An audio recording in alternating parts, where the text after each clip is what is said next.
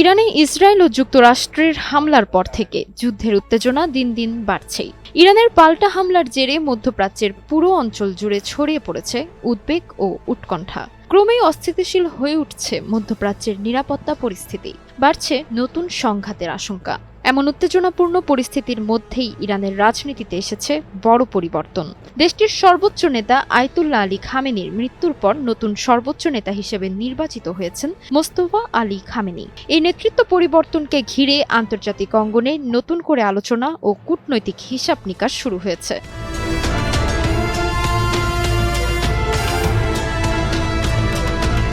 এদিকে চলমান সামরিক সংঘাত ও পাল্টা হামলার এই পরিস্থিতিতে এবার সরাসরি কড়া প্রতিক্রিয়া জানিয়েছে উত্তর কোরিয়া। দেশটি ইরানে ইসরায়েল ও যুক্তরাষ্ট্রের হামলাকে অবৈধ আখ্যা দিয়ে অভিযোগ করেছে। এসব পদক্ষেপ মধ্যপ্রাচ্যের শান্তি ও স্থিতিশীলতা নষ্ট করছে। বুধবার 11 মার্চ উত্তর কোরিয়ার পররাষ্ট্র মন্ত্রণালয়ের এক মুখপাত্র এক বিবৃতিতে বলেন, ইরানের ওপর চালানো হামলা আন্তর্জাতিক আইন লঙ্ঘনের শামিল এবং এটি শুধু একটি দেশের সার্বভৌমত্বেই আঘাত নয়, বরং বৈশ্বিক স্থিতিশীলতার জন্য হুমকি। এখন ঘরেই হবে বিয়ে বাড়ির পোলাও, যদি থাকে আকিজ এসেনশিয়াল সুগন্ধি চিনি গুঁড়া চাল। তিনি অভিযোগ করেন, ইসরায়েল ও যুক্তরাষ্ট্র ইচ্ছাকৃতভাবে মধ্যপ্রাচ্যে অস্থিতিশীলতা তৈরি করছে। অন্য দেশের সরকারকে হুমকি দেয়া কিংবা সামরিক হামলার মাধ্যমে চাপ প্রয়োগ কোনোভাবেই গ্রহণযোগ্য নয় বলে মন্তব্য করে পিয়ংইয়ং। উত্তর কোরিয়া আরও জানায়, একটি দেশের রাজনৈতিক অবস্থা ও আঞ্চলিক অখণ্ডতা ক্ষুণ্ণ করার এই ধরনের পদক্ষেপ বিশ্ববাসীর প্রত্যাখ্যান করা উচিত। দেশটির রাষ্ট্রীয় সংবাদ সংস্থা KCNA পররাষ্ট্র মন্ত্রণালয়ের বক্তব্য উদ্ধৃত করে এ তথ্য প্রকাশ করেছে।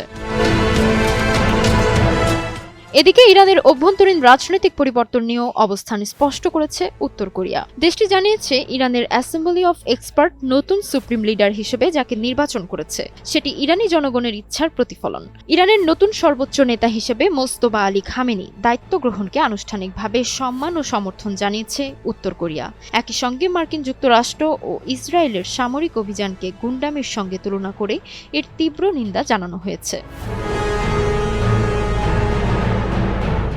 ইরান সংকট নিয়ে কঠোর অবস্থান জানানোর পাশাপাশি নিজেদের সামরিক সক্ষমতার বার্তা দিয়েছে পিয়ংইয়ং।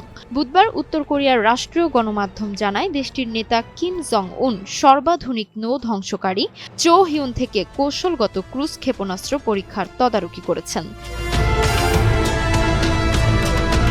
এটি ছিল ওই যুদ্ধজাহাজ থেকে দ্বিতীয় দফার ক্ষেপণাস্ত্র পরীক্ষা।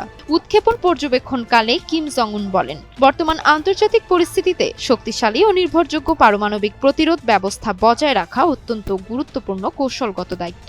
তিনি আরও জানান, উত্তর কোরিয়ার নৌবাহিনীকে দ্রুত পারমাণবিক অস্ত্রে সজ্জিত করার কার্যক্রম এগিয়ে নেওয়া হবে। বিশ্লেষকদের মতে, ইরানকে ঘিরে উত্তেজনার মধ্যে উত্তর কোরিয়ার এই অবস্থান আন্তর্জাতিক রাজনীতিতে নতুন সমীকরণের ইঙ্গিত দিচ্ছে। মধ্যপ্রাচ্যের সংঘাত এখন ধীরে ধীরে বৈশ্বিক শক্তিগুলোর কূটনৈতিক ও সামরিক অবস্থানকে আরও স্পষ্ট করে তুলছে।